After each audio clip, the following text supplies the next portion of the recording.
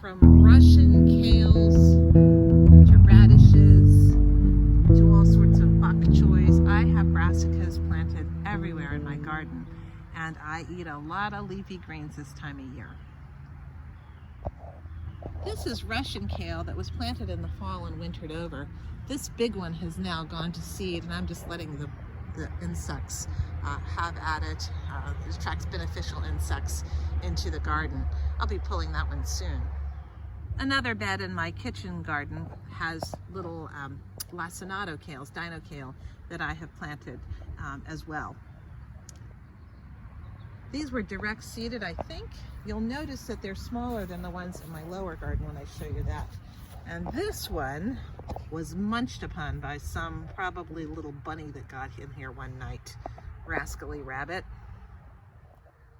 Outside the kitchen garden, I planted the remaining brassicas, and oh my gosh, this is what happens. This is vole damage. This beautiful cabbage was eaten apparently last night by, I'm thinking, vole, because it's just chopped right off. Yep, and there's a hole. Do you see the hole that the vole got? So that thing came right up and did that. I am so upset. This is now war, and in the mail today is supposed to be some vole repellent. I don't know if it's going to work, but I'm going to throw the proverbial book at them. Oh, it was a beautiful cabbage. And here's another green Charleston Wakefield cabbage. I hope they don't get this one. As I mentioned in my video a couple days ago, every garden has problems, and this is definitely a problem, this vole situation. So let's see what we can do to eradicate them. Stay tuned. Growl. I do not like this.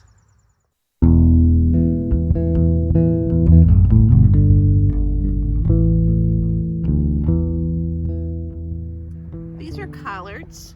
You can see a little bit of flea beetle damage on here. I'm not terribly worried.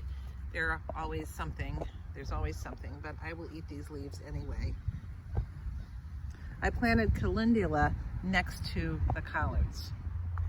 This is my very favorite kale. It's called Premier Kale, and this I actually planted in the fall, and it overwintered and then grew very nicely. So we have had a nice steady kale harvest really since March on this plant, and it's been delicious.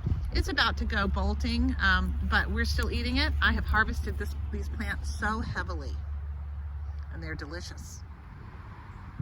Well, let's take a look at the brassica bed. I have brassicas planted underneath this cover, and also in a couple of other places. All of these were from seed, and I started them very, very early in, well, I think it was late January or early February.